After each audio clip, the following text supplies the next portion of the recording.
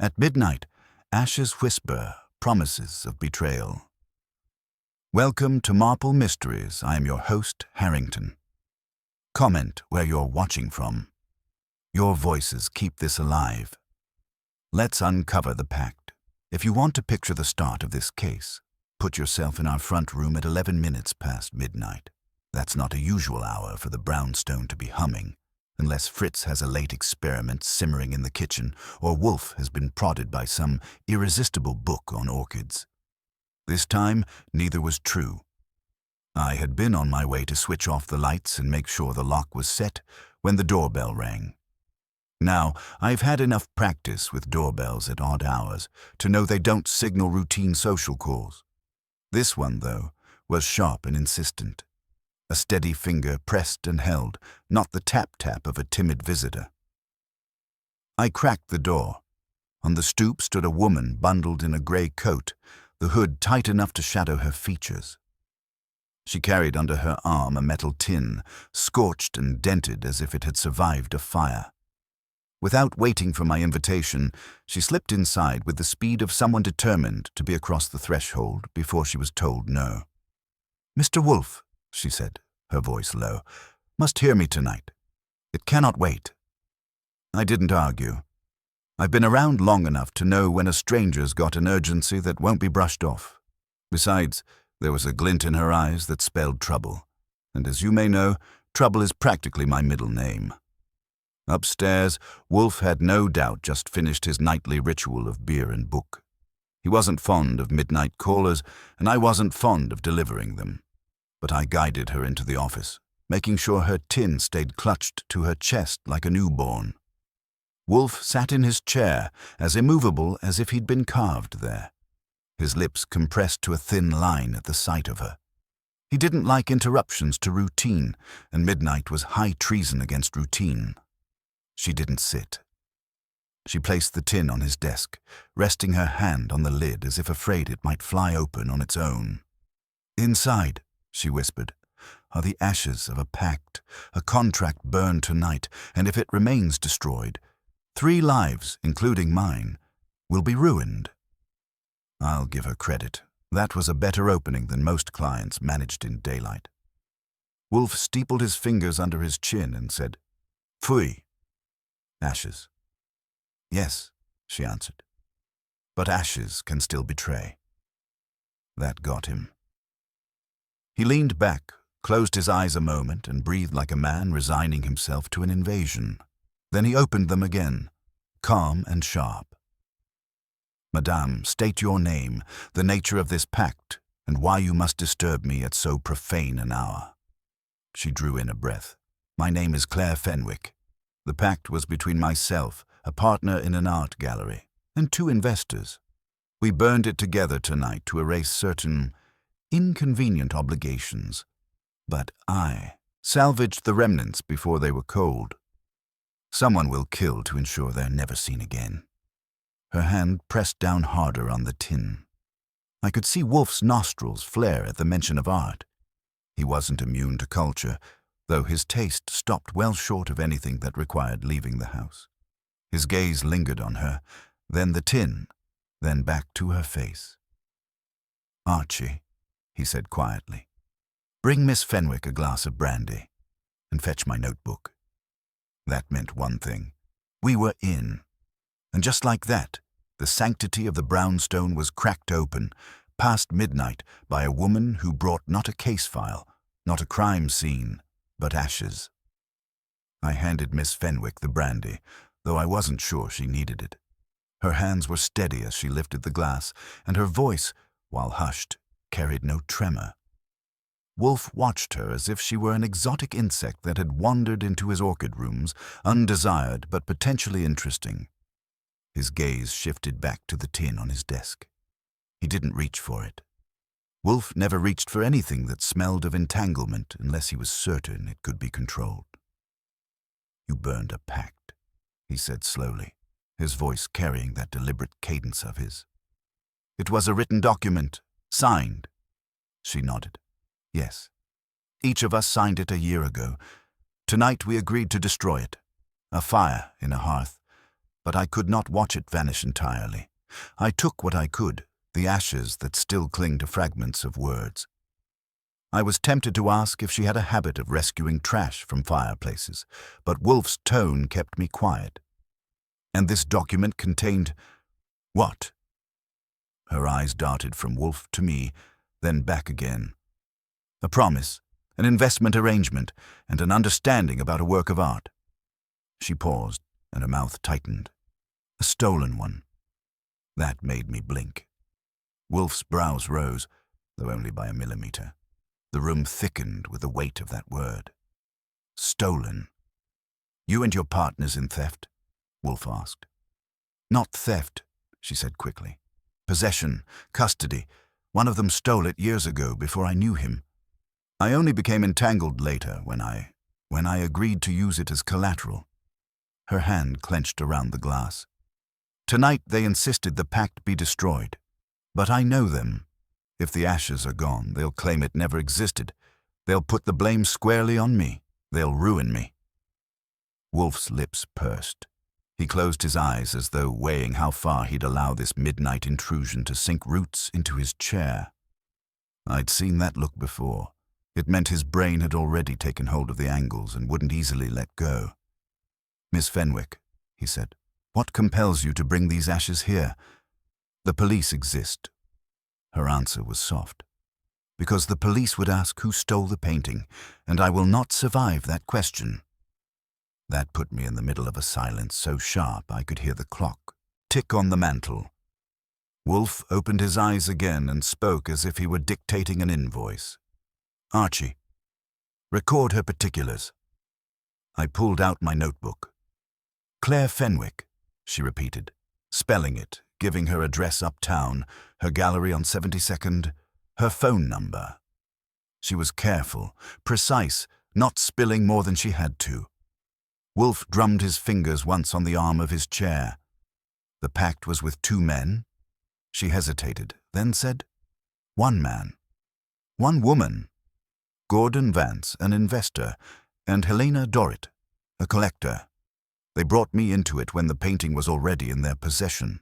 They needed me to use my gallery to make it presentable, saleable. I resisted at first, but eventually I agreed. It seemed safer than defying them outright. And now? Wolfe asked. Now, she said bitterly. They no longer need me. She put down the brandy glass and straightened. I know what happens next. They'll turn on me. Perhaps not tonight, but soon. Wolfe's eyelids drooped until they nearly closed. When he spoke, it was more to himself than to her. A pact of 3, an object stolen, a ritual burning, and ashes preserved. He let out a sigh that carried as much weight as a verdict. Pfui, this house is violated by melodrama. But he didn't dismiss her. That was the important point. He let the silence lengthen until she began shifting on her feet. Finally, he opened his eyes fully. You will leave the ashes here, he said. You will not speak of this visit. You will await my instructions. Archie will escort you home. That was my cue. Not that I loved the idea of shepherding a lady with a stolen art backstory through the streets after midnight, but Wolfe had spoken. She looked as though she wanted to protest, but Wolfe's gaze had the gravity of a planet. She placed her hand flat on the tin one last time, then let go, as if surrendering a child she couldn't protect. When she and I reached the hall, she leaned closer. You don't understand, she whispered. Those 2, they have secrets that would scorch more than this contract. They'll come for me, and maybe for him. She flicked her eyes back toward Wolfe's office. I didn't answer. It wasn't my habit to feed panic after midnight.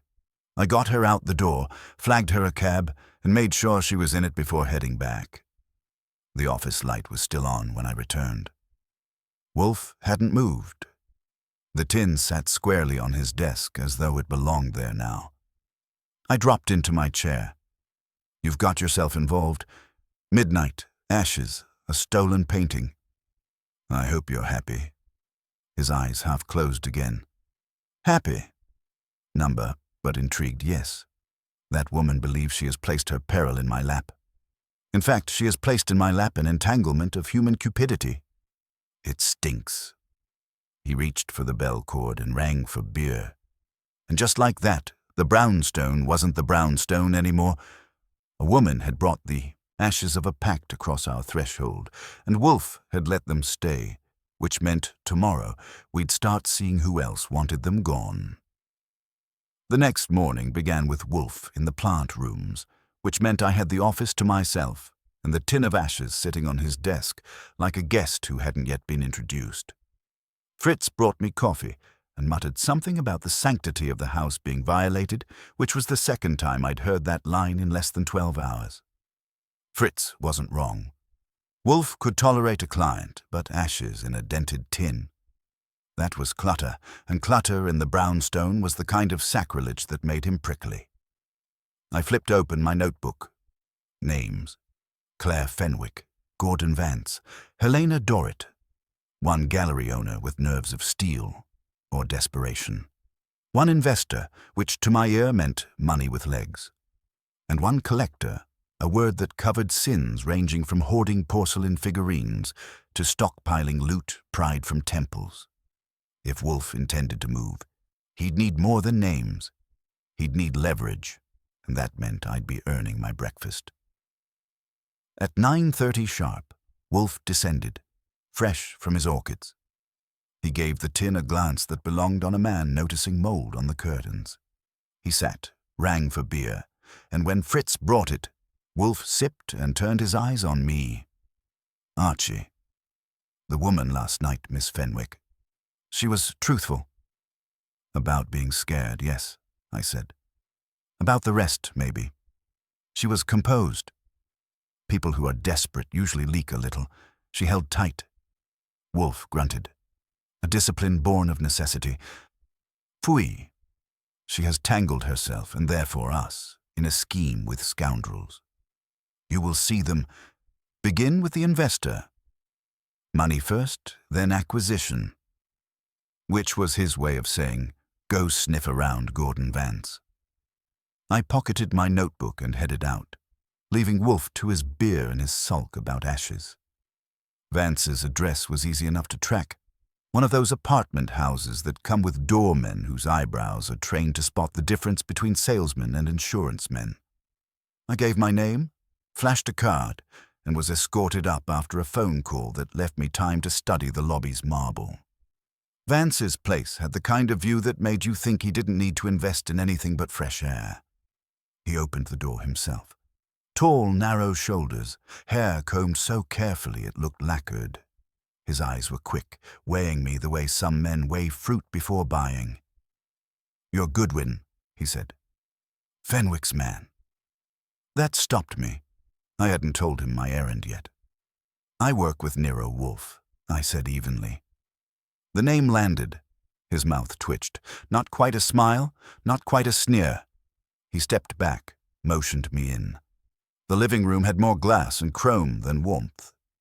He didn't offer coffee. So Claire has run to Wolfe, he said, pacing to the window. Predictable. She panics. She scurries. What did she tell you? Why? Don't you tell me what she should have. That got me a sharp glance. He considered, then shrugged. She probably showed you her prize, the ashes, melodrama, a gesture. We agreed to destroy the pact. Mutual protection, no one to be blamed if questions arose. That was the purpose. Now she clings to scraps, as if cinders can protect her. Or indict you, I said. His laugh was thin. If Wolfe believes ash and soot constitute evidence, he's grown senile. I let that sit, writing his tone into memory. Vance was too calm, too certain. If he wasn't worried about the ashes, he had another angle. He turned back to the window. The truth, Goodwin, is that Claire never understood her place. She was tolerated because we required her gallery. Now she exaggerates her danger. That was enough for now. I left him there, staring at the skyline like it belonged to him, and went in search of Helena Dorrit. She lived differently. The building wasn't modern glass, but brownstone with age and polish. She answered the door in silk mid-morning with a cigarette balanced between her fingers. Her eyes were sharp, assessing, and her smile was the kind that promised trouble if you mistook it for kindness. "Mr. Goodwin," she said, "I was expecting you." That made two of them. I stepped inside. Her sitting room was lined with art, canvases, sculpture, delicate things perched on pedestals. One of them, I suspected, had a history the police would enjoy hearing. She offered tea, which I declined, and then she sat opposite me with the cigarette smoke curling. "Claire is frightened," she said. "I imagine she ran to Wolfe last night. That's her way. When cornered, she drags in a larger predator. Tell me, did she look pale and tragic? She does that well." "She did fine," I said. "She carried a tin of ashes like it was crown jewels." Helena's smile widened. "Ah, the Pact. Yes. Burned, as agreed. She was sentimental enough to collect the remains. Foolish. Why foolish? Because words once destroyed cannot be reborn. And if they could, no one would believe ashes. Except perhaps Wolfe." She tapped her cigarette, ash falling neatly into a tray. "Claire clings to symbols. Gordon clings to control. I only want to live untroubled. If Claire insists on dramatics, she will destroy herself." She leaned closer, eyes narrowing. "You should tell Wolfe to advise her to disappear quietly. Otherwise, her panic will invite intervention." I kept my face still. "Intervention?" She smiled again, soft as smoke.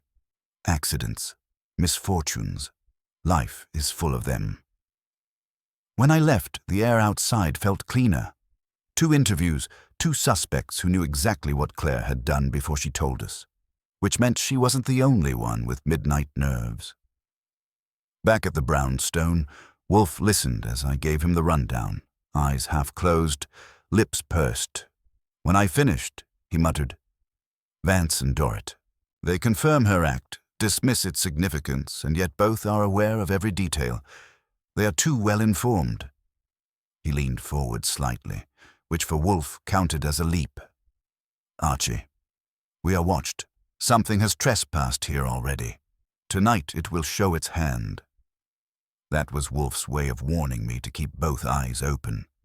If the brownstone was going to be disturbed again, I intended to make sure it didn't catch us asleep. That evening I didn't need Wolfe to issue orders.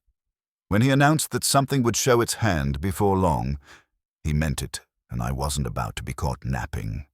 I had my chair angled so I could watch both the front door and the office door, and I sharpened my ears for any sound that wasn't Fritz humming in the kitchen or Wolfe muttering over a book.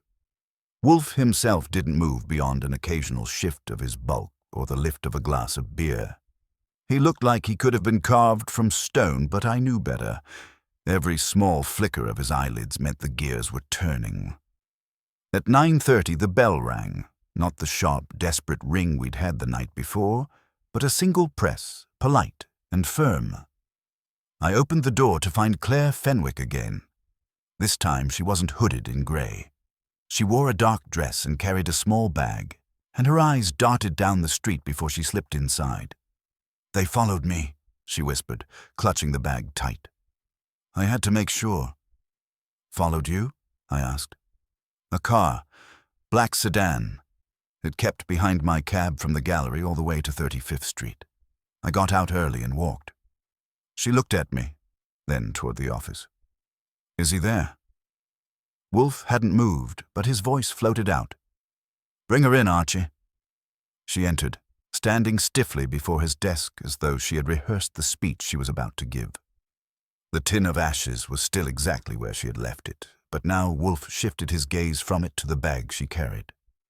"You have brought more combustibles?" he asked. Her lips pressed thin. "Number proof." She opened the bag and drew out a photograph mounted on stiff board. It was old, but the subject was unmistakable. A painting, a canvas of shadowy figures and firelight, the brushwork vivid even in the faded print. "This is the painting," she said. The one they have. Stolen years ago. It's worth millions. Vance and Dorrit keep it hidden, but they cannot resist boasting. This copy came to me through the gallery years back. They don't know I kept it. Wolfe's eyes narrowed to slits. And you bring it here, to endanger my roof further. What else can I do? Her voice cracked, though she quickly steadied it. If I'm followed, if they mean to silence me, then only someone like you can stop them. I was watching her hands as she slid the photo back into the bag, and I didn't miss the tremor that hadn't been there the night before. She was scared now. No, Wolfe let out a sigh. Archie. Ascertain if she was indeed followed. That was my cue. I grabbed my coat, stepped outside and made a quiet loop around the block. On the far corner, parked half in shadow, was exactly what she described. A black sedan, motor off, a figure behind the wheel smoking. I strolled past, made a note of the plates and kept my stride casual. Whoever it was, he didn't look at me, which meant he was too intent on waiting for someone else. Back inside, I gave Wolfe the details. He didn't look surprised. Pfui! Predictable. He turned his gaze back to Claire.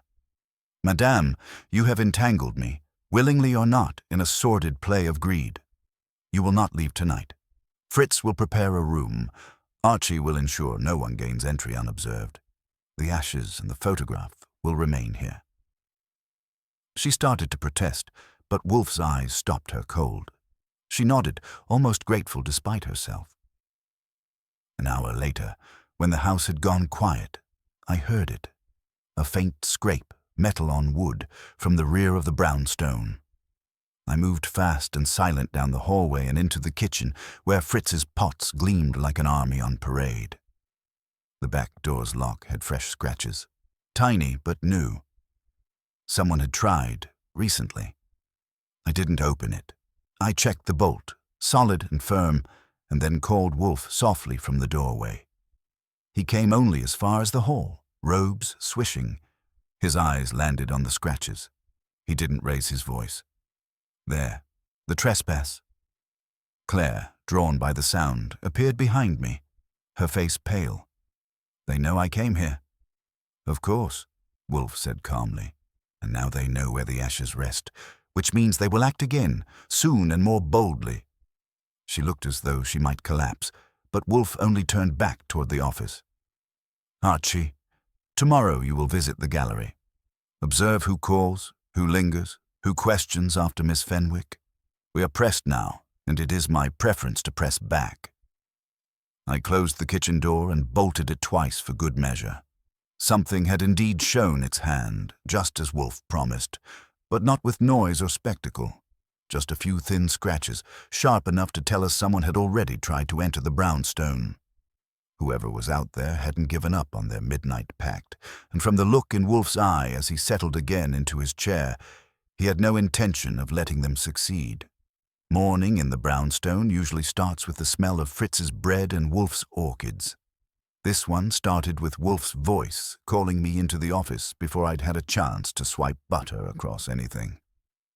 Claire was already there, seated stiffly on the red leather chair, her bag at her feet. The tin of ashes and the photograph were on Wolfe's desk, side by side like mismatched bookends. Wolfe's eyes, heavy but awake, moved from one to the other. You will go to Miss Fenwick's gallery, Archie, he said, as if I hadn't heard him lay out the plan the night before. You will observe its patrons and its shadows. Someone will be sniffing for her. You will sniff them first. Claire leaned forward. They will come. They'll ask questions. I told no one where I went, but still they followed. They'll use the gallery, I know it. Wolfe waved a hand, ending her rush of words. That suffices. Archie, go. So I went. Fenwick Gallery on 72nd was the sort of place that looked better than it felt. White walls, high ceilings, the air thick with the smell of varnish and ambition. Paintings lined the walls, mostly modern abstracts with enough splashes and streaks to pass as innovation. A girl at the front desk looked me over like she'd been trained to spot the difference between critics and creditors. I smiled, took a slow turn around the room, and made my way to a corner where I could see the entrance without looking like I was waiting. It didn't take long. At 11 sharp, a man entered, tall, shoulders wide, with the kind of confidence that wasn't earned at art school. He strolled as if he owned the place. I watched him lean over the desk, speak quietly to the girl and slide a card across. She shook her head, said something quick, but he persisted. I drifted closer, pretending to admire a painting that looked like a bucket of red paint had lost a fight. "I told you," the girl said firmly. "Miss Fenwick is not available. She's out of town." The man's smile was sharp. "Then someone else can help me. I'm looking for a specific canvas, a historical work. I was told it passed through here." I kept my eyes on the painting, ears tuned. The girl stiffened. "We have no such record." His smile widened, but didn't warm. He slipped the card back into his pocket and said, "If she returns, tell her Marcus Pell wishes to speak with her. She'll understand." Then he turned and left. I let him get half a block down before following. Pell walked like a man with a destination but no hurry. He stopped once to light a cigarette, then crossed to a cafe. I settled across the street at a newsstand and pretended to study headlines while keeping him in sight. He ordered coffee, sat with his back to the wall, and scanned the street like he expected someone to come meet him. No one did in the 15 minutes I watched, but I made a note of the name. Marcus Pell. A new piece on the board. When I returned to the brownstone, Wolfe had his eyes closed and his lips pursed, which meant he was awake in the only way that mattered. I reported, giving him Pell's description and the exchange at the gallery. He listened without moving. "Marcus Pell," he repeated. "The name is unfamiliar, yet he knew to ask for the painting. That is telling." Claire, who had been hovering near the window, turned sharply. "Pell. He's connected to Vance. They've done business together, investments, quiet deals. If he's asking questions at my gallery, then Vance sent him." Wolfe opened his eyes. "Indeed. Vance seeks assurance the ashes are contained. He sends a proxy to probe, which means he grows uneasy. That is useful." He turned his head to me. "You will find Pell again. Learn where he roosts and with whom." I jotted it down, but before I could close my notebook, Fritz appeared at the doorway. His face was pale. "Mr. Wolfe, there was a delivery. For you?" He held out a plain envelope. No stamp, no address, just Wolfe's name written in a rushed hand. I took it, slit it open. Inside was a single sheet of paper, blank, but for 3 words typed in block letters: "Burn the ashes." Claire gasped. Wolfe didn't flinch. He studied the sheet as if it were a specimen of rare fungus. Then he placed it on the desk beside the tin. "There," he said softly. "The trespass continues." They tried to command. Claire's hands shook as she gripped the back of her chair. "They'll break in again. They'll take them." Wolfe shook his head. "Number. They will come to me. They must, and when they do, they will have no refuge." He reached for the bell cord. "Archie, tonight Saul Panzer will watch the house. We are past courtesy. The Pact of Ashes has already called its predators to our door. We will see which one dares to step through." And just like that, I knew the brownstone was about to turn into the one place it never was. A hunting ground. Wolfe, of course, would never leave his chair. But he didn't need to. All he had to do was wait and make sure we were ready when the next move came. Saul arrived before dusk with the same expression he brings to weddings and stakeouts, which tells you all you need to know about Saul's sense of occasion. Wolfe gave him a nod that in our house counts as a medal, and I filled him in on the sedan, the scratches on the back door, Pell at the gallery, and the command to burn our new centerpiece. Saul listened, eyelids at half-mast, the way he does when each detail is being filed and cross-indexed in that library he keeps behind his forehead. "We'll split the watch," I told him. "You on the street, me inside. If someone tries the back again, they're not getting a souvenir." Wolfe grunted. "No histrionics, Archie. I abhor broken furniture." "Then we'll encourage them to take only what you want taken," I said, because I had seen, under Wolfe's blotter, a shallow brass box that hadn't been there at breakfast. He doesn't love bait, but he likes prophecy, and they often travel together. He didn't dignify that with a reply. He only said, "Fritz will place a tray in the front room. Leave the office door ajar. The house should look occupied, but inattentive." He turned to Claire, who had taken to standing by the south window as if the glass could hold her up. "You will read," he told her, pointing to a book on the credenza, "and you will not draw the curtain again.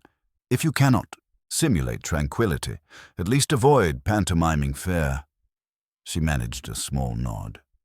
Do they know you won't burn them?" "They know I will not be directed," Wolfe said, which wasn't the same answer but was the only one on offer. At 9, Saul melted out the front door to his perch in a parked car down the block. The street was quiet, the kind of quiet that lays out the sounds you don't want to hear on a silver tray. At 10:30, a pair of pedestrians went past arguing about a restaurant. At 11, a delivery truck grumbled by and made the kitchen windows hum. At midnight, I did a slow circuit from front hall to kitchen to basement stairs and back, checking bolts and shadows. The tin of ashes sat on Wolfe's desk in plain view. The photograph of the painting lay to its right, half-sheathed in the folder Claire had brought. Wolfe read for half an hour without turning a page. Claire held her book upside down for 10 minutes before realizing and correcting it. At 12:20, the phone on Wolfe's desk gave one short ring and stopped. It was enough to make Claire's shoulders jolt. I picked up, said hello twice, heard nothing, and put it down. Wolfe's eyes had narrowed to slits. "Tsk," he said. "Children testing a fence." At 1, I went to the kitchen for coffee and found that Fritz had left a pot by prior arrangement. He is a man who believes morale is strengthened by pastry, but Wolfe had forbidden crumbs, so Fritz had compensated with coffee that could prop a door. When I came back through the hall, something in the slightest draft against my wrist made me stop. The back hall window, the small one above the laundry door, was latched, but the curtain edge quivered though the air was still. I stepped close and saw the latch seated, and the tiniest wedge of card slipped into the frame seam, holding the sash from settling fully. I didn't touch it. I went back to the office and put the cup down without a sound. "The laundry window has been kissed," I told Wolfe quietly.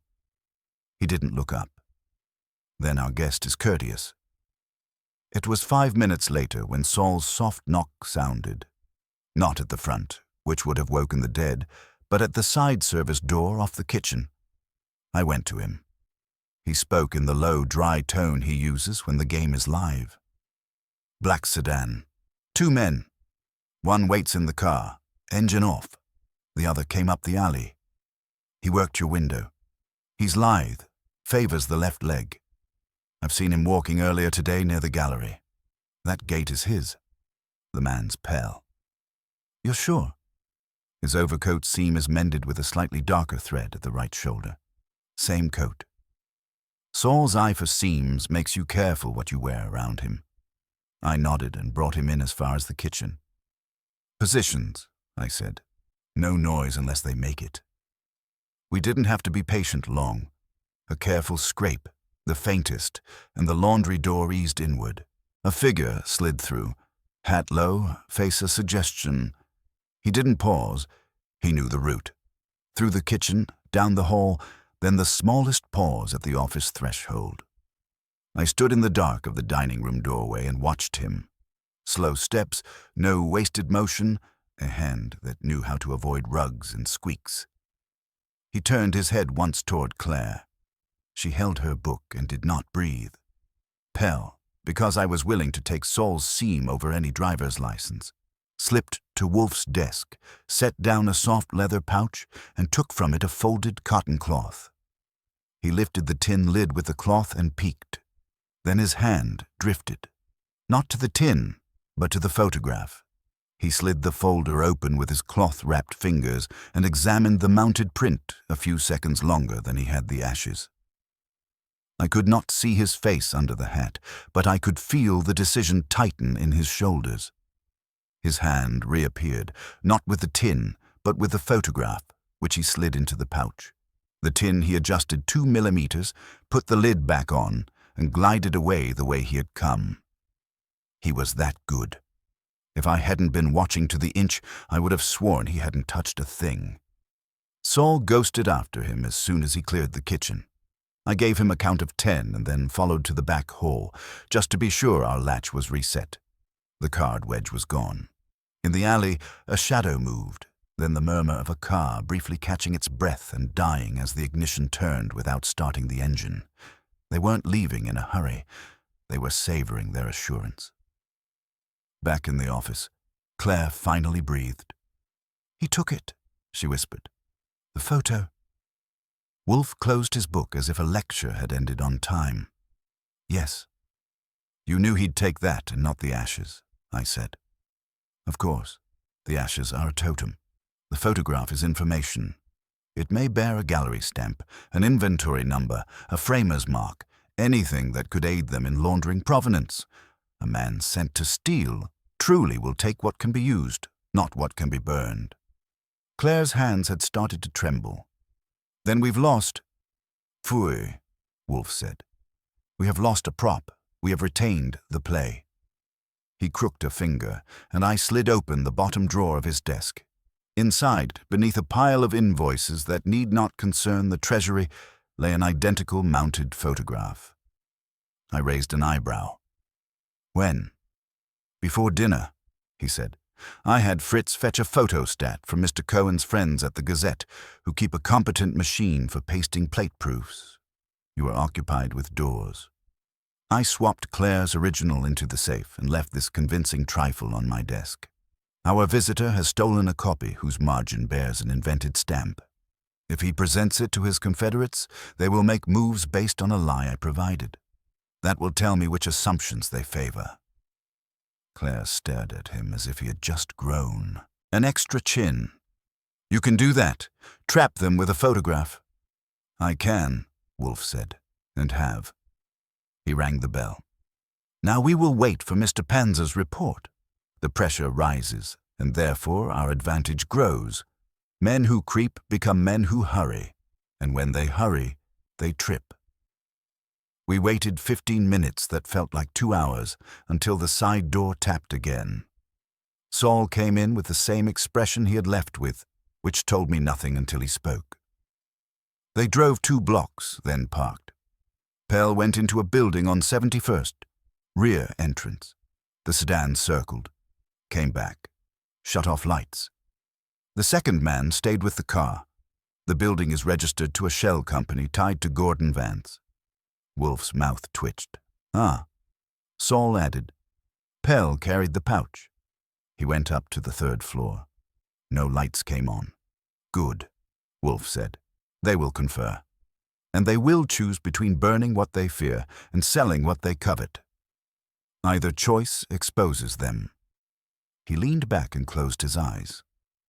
"Archie, at 9 in the morning you will pay a call on Mr. Vance with a message. Tell him I am inclined to burn the ashes. The speed of his protest will teach us what the ashes are to him." Claire looked from Saul to me to Wolfe, and something in her steadied. Outside, the street resumed its ordinary noises, the sort that mean nothing until you have something to measure them against. The brownstone, violated and intact, settled by inches back into itself, and Wolfe, with his book closed and his trap sprung, looked like a man listening to rain he had scheduled. At 9 the next morning, I found myself riding the elevator to the top floor of Gordon Vance's apartment building, rehearsing the message Wolfe had given me. It wasn't much, just the statement that Wolfe was inclined to burn the ashes. But it was meant to be a match touched to dry tinder. Wolfe didn't care about the exact words I used, only that I delivered them with enough offhand confidence to make Vance believe the choice had already been made.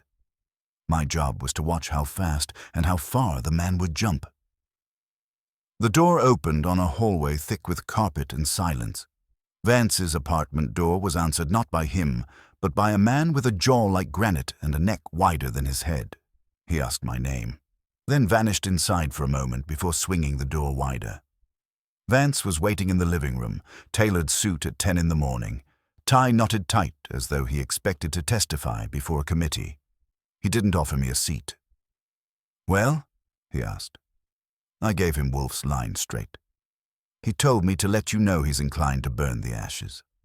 I suppose that ties off one loose end." It worked like a shot fired in a cave. Vance's calm expression cracked for just a second, eyes flaring, jaw tightening. He caught himself quick, but the first impression had already been filed. "Burn the ashes," he repeated. "Absurd. There's nothing in them to—" He stopped.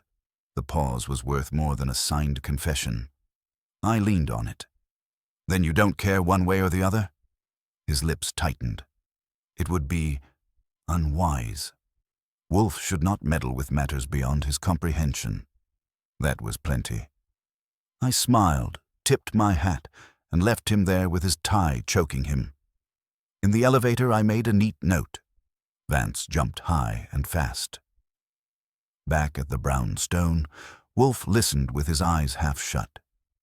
Claire perched on the edge of her chair, waiting for his verdict like a student before a panel. When I finished, Wolfe exhaled through his nose. Predictable. Vance revealed the ashes are more than symbol. They carry a detail, a fragment, perhaps a phrase, that still has power to unseat him. He fears it, and therefore we will use it. Claire leaned forward. "Then you can stop them. You can end this." Wolfe opened his eyes a fraction. "End? Pfui. The matter is not ripe. They are cornered but not yet reckless. We must press further." He turned his head to me. "Archie, tomorrow you will pay a call on Helena Dorrit. Present the same message. Observe." I asked, "Want me to take Saul along?" "Number alone." Miss Dorrit is of a different texture. She prefers privacy and the illusion of intimacy. She will betray herself in solitude. I couldn't argue with that. Still, the idea of walking into a collector's lair with nothing but Wolfe's words and my smile didn't thrill me. But I'd done worse. That night, the brownstone stayed quiet. No scratches at the doors, no cars idling nearby. Saul checked in by phone saying Pell had kept to the building tied to Vance, moving like a shadow that didn't want to be caught by daylight. Wolfe took that as confirmation. The enemies had the false photograph. They were poring over it, trying to read into it secrets Wolfe had planted.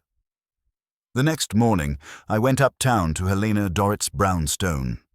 She received me in the same silk robe, though the cigarette had been replaced by a long black holder. She seemed amused to see me. "Goodwin," she said. "Back so soon?" "Has Miss Fenwick collapsed already?" "She's holding up," I said, "but Wolfe isn't much for waiting. He's inclined to burn the ashes." The effect was subtler than with Vance, but it was there. Her hand paused mid-gesture, holder hovering before she exhaled a line of smoke. Her eyes narrowed just slightly. "Burn them? How theatrical." "His word, not mine," I said. She smiled slowly, and for a moment I thought she'd let it slide. But then her voice sharpened. "That would be foolish. He doesn't understand what he holds. Tell him—" "No, don't tell him anything. He wouldn't listen. But if he destroys them, he will regret it." "Because of the pact?" I asked lightly. Her eyes snapped to mine, too quick, too sharp. Then she smiled again, softer. "You know what pacts are, Mr. Goodwin. They are like chains. Break one link and the rest may fall apart. Perhaps Wolfe should consider whether he is the link being tested." I didn't stay long. She wasn't going to hand me more than that. When I reported back, Wolfe sat in silence for a long minute. Finally, he said, "So, both Vance and Dorrit betray their apprehension. They fear the ashes not for what they are, but for what they may prove. That proves to me the pact contained not merely words but leverage, something binding them still." Claire's hands tightened on her knees. Then I was right. They'll destroy me if they can. I'm the weakest link. Wolfe looked at her. "No, madam. You are the visible link. They fear you most because you carried the ashes here, and because you may be believed, which means they must discredit you before the ashes vanish." He leaned back, his voice precise. "Archie, tomorrow evening, all three, Miss Fenwick, Mr. Vance, and Miss Dorrit, will be here. Invite them formally. Say only that I will decide the fate of the ashes in their presence. They will come. Curiosity and fear will not permit absence. Then the matter will resolve." Claire looked at him as if salvation had been promised. I wasn't so sure. I'd seen Wolfe orchestrate plenty of office gatherings, but this one had the smell of sulfur. He intended to put the pact of ashes back in the fire, and whoever had signed it would find themselves burning with it. They came the way suspects always do when Wolfe sends real invitations. On time, dressed as if a verdict might be stitched to a lapel. Fritz opened the door at 7 precisely for Gordon Vance, whose suit looked pressed by a man with a ruler. At 7:04 for Helena Dorrit, silk pared to elegance and a small smile that asked nothing and promised less. And at 7:10 for Marcus Pell, hat in hand, eyes tidy and empty. Claire sat already in the red leather chair, back straight, hands in her lap. Saul Panzer occupied the shadowed corner by the globe, where he could be mistaken for furniture until he moved, which he didn't. Wolfe didn't rise. He never does. He let them find their chairs by the invisible geometry he prefers. Vance to the left, Dorrit to the right, Pell near the door where a man who likes exits will gravitate without knowing he's been nudged. The tin of ashes sat on the desk. Beside it lay the mounted photograph in its folder. This one, of course, was the twin we had elected to show the world. Wolfe folded his hands on his middle and let the silence fill. When he spoke, it was in the tone he uses when the subject is digestion or deceit, and he intends to bring both to order. "Ladies and gentlemen, you are here because I possess two objects that bind you.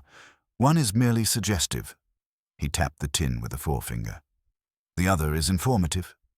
He glanced at the photograph. "Before we decide their fate, we will decide your candor."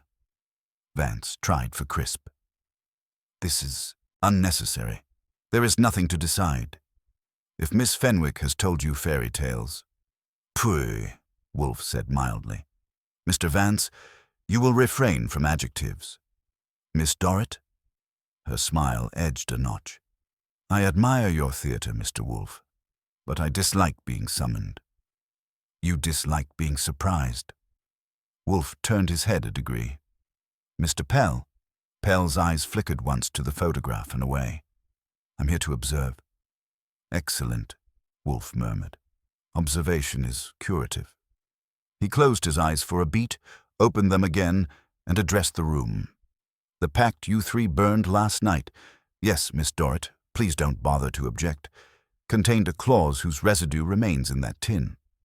It binds liability for a stolen painting to specified acts by each of you. One of you stole, one of you laundered, one of you made a market. Miss Fenwick's gallery offered a veneer. The pact promised reciprocal silence. When it burned, the silence did not. Helena's smile didn't move, but the cigarette holder paused. Vance's jaw notched. Pell's hands stayed still on his knees, which is how you know they'd rather not. Claire's breath caught. "You can tell all that from ashes?" "No," Wolfe said. "From you." He let the next silence sit until it pressed on the ears. "Yesterday, Mr. Vance, I permitted you to hear that I was inclined to burn the ashes. Your eloquent protest betrayed that you believe they are not inert. Today I extended the same courtesy to Miss Dorrit. Her caution was more polished but as revealing. Both of you fear what persists in this tin. Excellent. Fear sharpens. Vance leaned forward.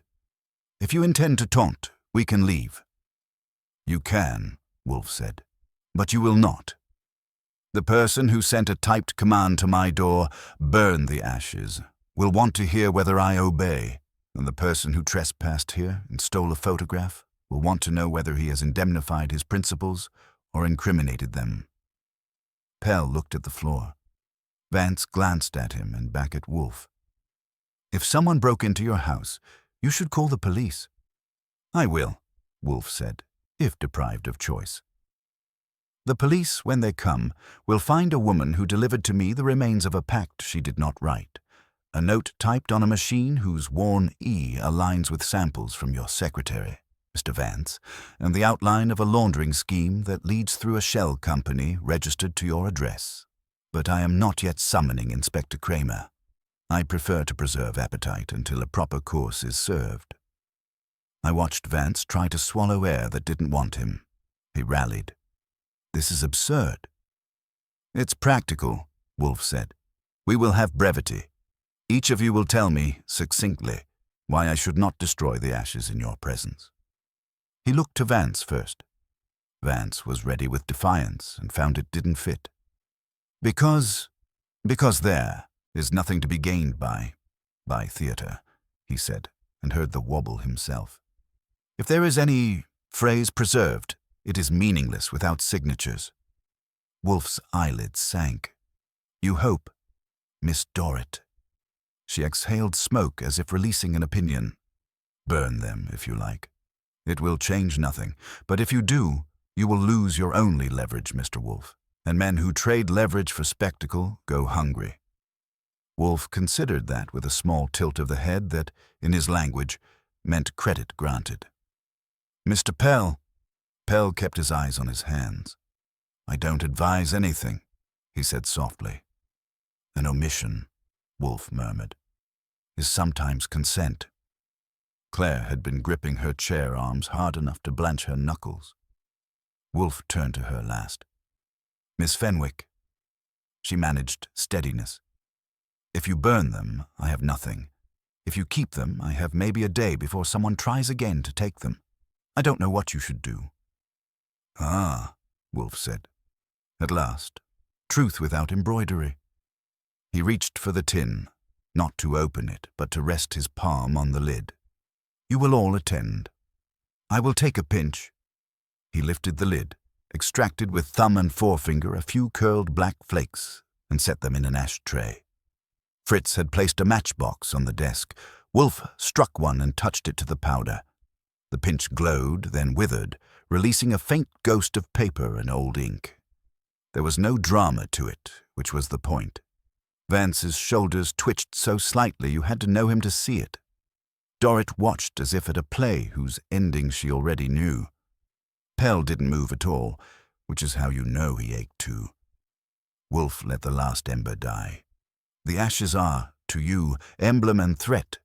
The photograph is, to you, map and key. He tapped the folder with a fingertip. A man came here to steal it. He took a copy. He then went to a building owned by a paper company that belongs to you, Mr. Vance. There, he showed it to someone. That someone later decided the framer's stamp in the lower margin. Vance snapped. That stamp proves nothing, and the air in the room changed temperature. Wolfe's eyes gleamed. He had not mentioned a stamp. Helena turned and looked at Vance with an attention she had been saving. Pell's hands finally lifted a fraction from his knees and then settled again. Too late. Wolfe's voice went soft, which is when it cuts.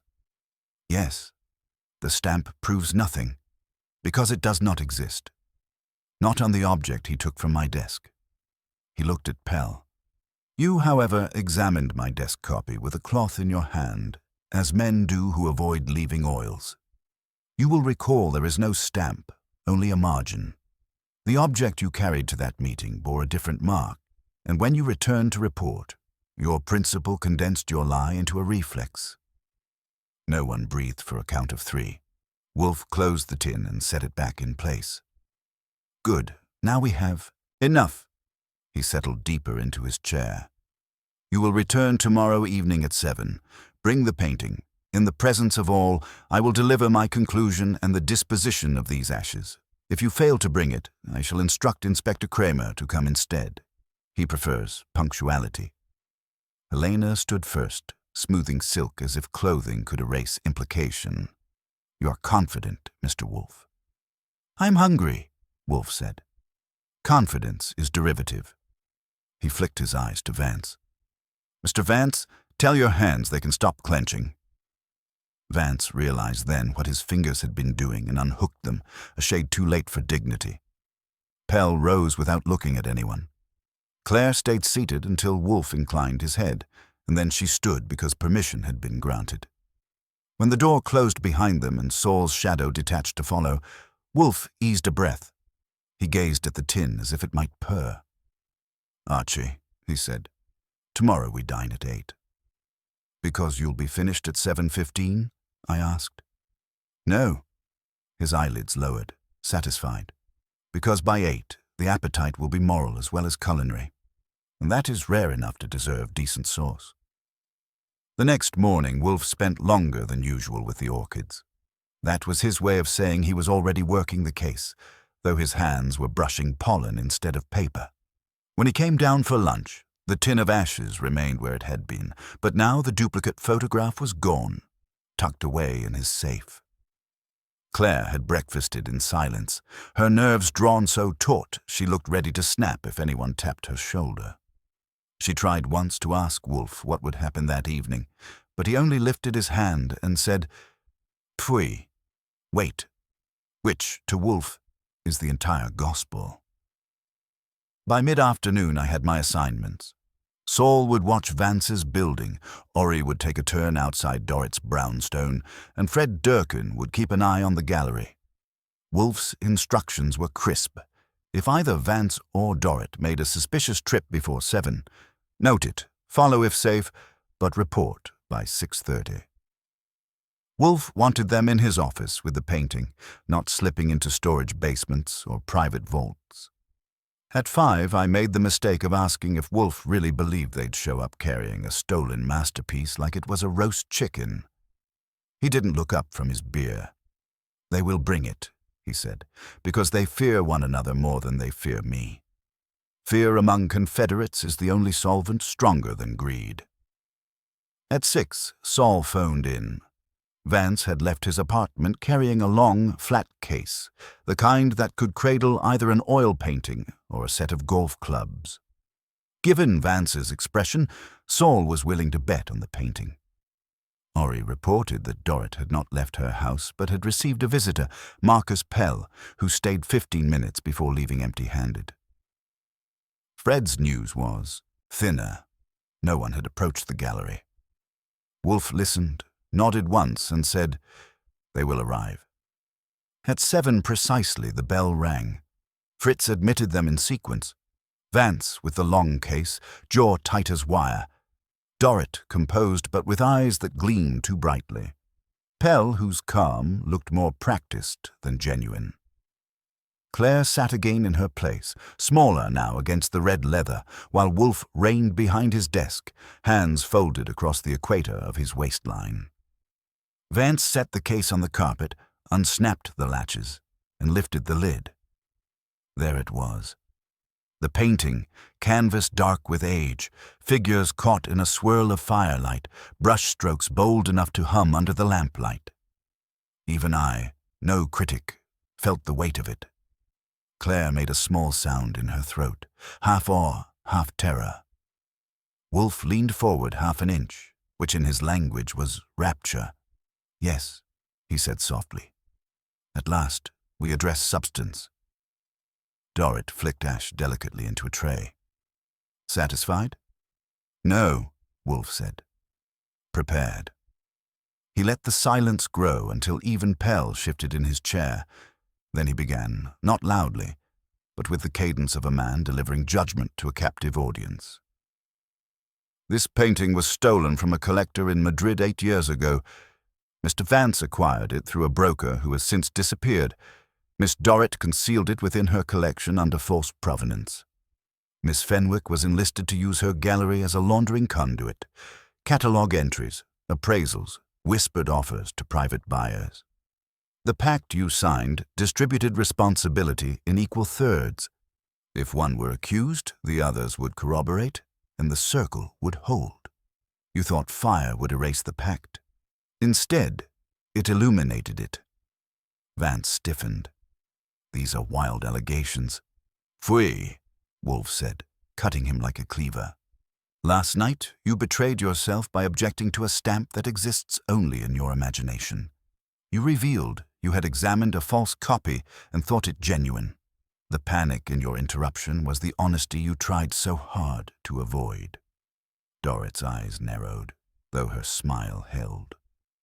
Wolfe turned his gaze on her. You, madam, tried to dissuade me with talk of leverage. You feared not the ashes themselves, but their potential as a symbol. Because you, more than the others, understand that in matters of art, suggestion is as damning as proof. You have spent your life cloaking contraband in velvet. Your skill betrayed you. Then Wolfe's eyes shifted to Pell, who sat like a schoolboy waiting for the cane. And you, sir, you were the trespasser. You entered this house, examined the photograph, and took what you thought would free your masters. You did so with care, cloth on your fingers, silence in your steps. But you forgot the first rule of theft in a house like this. Every act of stealth is an admission. You had no reason to steal unless the ashes or the painting threatened you. Thus, you confessed. Claire let out a shaky breath, as though the words themselves were stones removed from her shoulders. Wolfe leaned back. You three bound yourselves in greed and attempted to dissolve that bond with fire. But fire leaves residue, and residue is what I collect. You will surrender the painting. You will sign a statement that places its theft on a broker now beyond reach, that places possession in both your names, and that absolves Miss Fenwick of complicity beyond ignorance. You will do this tonight, or tomorrow morning I will deliver the painting and the ashes to Inspector Kramer. The silence that followed was a living thing. Vance's face darkened. Dorrit's smile froze. Pell's hands clenched white. Claire sat rigid, not daring to move. Finally Dorrit spoke, her voice like glass on stone. You presume much. I presume nothing, Wolfe said. I observe, and I eat. I would prefer to do the latter, but I am willing to delay dinner for the sake of justice. Vance's jaw worked, but no words came. Pell stared at the carpet. Dorrit exhaled smoke, slow and deliberate. And Wolfe, satisfied with the geometry of their silence, reached for the bell cord and rang. Fritz entered with a tray, as if summoned to serve refreshments to a parlor rather than witnesses to a crime. Wolfe gestured. Archie, fetch paper. They will write. Their hands will tremble, but their pens will not. And so, as the smell of Fritz's brandy mingled with the must of old canvas, three conspirators bent to the inevitable, and Wolfe, serene in his chair, waited for the ink to dry the way he waits for sauce to reduce, patient, unyielding, and certain the result will suit his palate. The signing itself was anticlimax, the way most of Wolfe's victories are. I set out the paper, uncapped the pens, and watched three people who'd spent months playing with fire finally choke on the smoke. Vance gripped the pen like it was a knife and scrawled his name with short, jerky strokes. Dorrit, as poised as a dancer, signed with elegance that tried to make the moment less humiliating.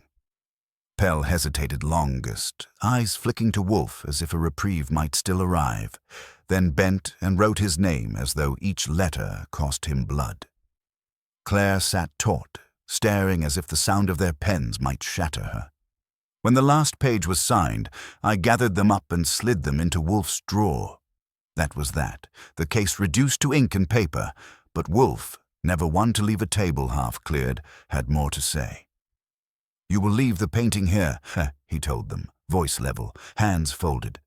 It will go to the authorities in the morning, the statement also.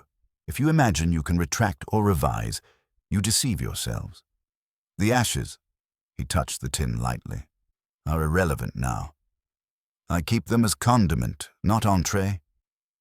Dorrit gave a low laugh, brittle at the edges. "You've taken your satisfaction, Mr. Wolfe.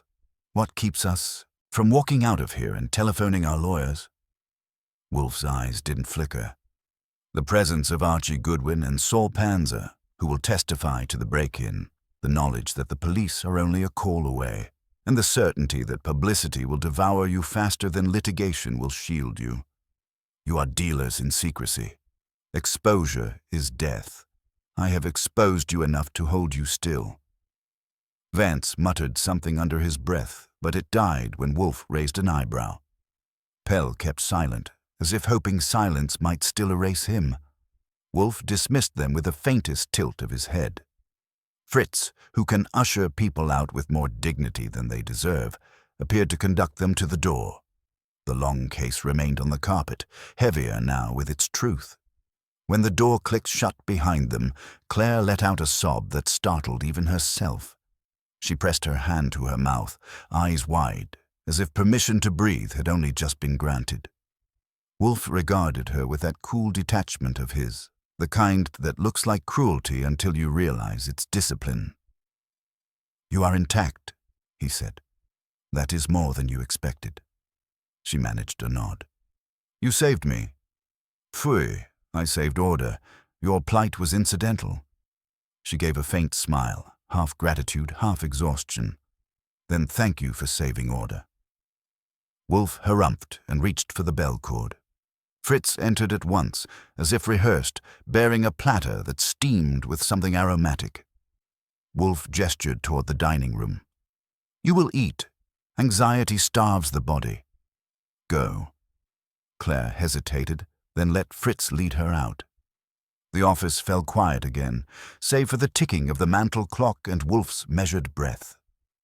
I leaned back, let the silence hang a beat, then said, "So that's it. They confess on paper. The painting goes to Kramer. Claire gets to run her gallery without company from a pack of wolves, and you've kept the brownstone from turning into an evidence locker. Clean, simple, elegant, almost dull." Wolfe's eyes opened a fraction. "You are never content." "Content, sure. But I like to know where the meat really was." "What sealed it, Wolfe?" "Not the ashes. Half a handful of dust doesn't scare people like Vance and Dorrit. Not the fake photograph either, clever as that was." "What broke them?" He lifted his head a half-inch. "Words, Archie. Not mine, theirs. Mr. Vance betrayed knowledge of a non-existent stamp. Miss Dorrit betrayed comprehension of leverage she pretended to disdain. Mr. Pell betrayed himself by stealth. Each in turn declared the Pact still lived, no matter the fire. I merely arranged the setting." "Sure," I said, "but you staged it like a play, and plays need an audience." Wolfe closed his eyes again. "And you, confound it, insist on applause." "Puis." I grinned and let him retreat into silence. We both knew what had happened. Wolfe had orchestrated a confession without ever raising his voice, moving from ashes to art to guilt with the inevitability of a river rolling downhill. It was classic Wolfe. Let the suspects speak just enough to tangle themselves, then reveal the knots they didn't know they'd tied. Fritz returned after a time, reporting that Miss Fenwick was calmer, that she would stay the night in the guest room, and that she had thanked Wolfe with more warmth than most clients manage. Wolfe dismissed the report with a wave, though I caught the flicker of satisfaction in his eyes. Later, after Fritz had cleared the table and Claire had gone to rest, Wolfe sat with his final beer of the night. He gazed at the tin on his desk, then at the long case leaning against the wall. Finally he spoke, soft and precise. "Fire is a crude instrument. Men burn documents believing they consume obligations. They forget that ashes endure. Ashes testify to what once existed. Pfui! They are fools." He drained the glass, set it down with deliberate care, and closed his eyes. That, for Wolfe, was benediction.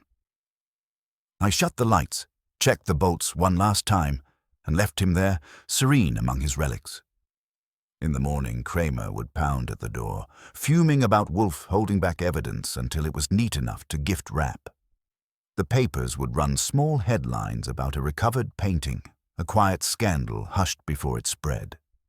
Vance, Dorrit, and Pell would keep their freedom but lose the bond of trust that made them dangerous. Claire would go back to her gallery, scarred but breathing. And Wolfe? He would return to orchids and beer as if human folly were just another species in his greenhouse, needing only the right balance of light and air to bloom. As for me, I'd make sure the locks were replaced, the back window relatched, and Fritz stocked with coffee strong enough to fortify another midnight knock. Because with Wolfe, there's always another midnight, always another pact waiting to turn to ashes.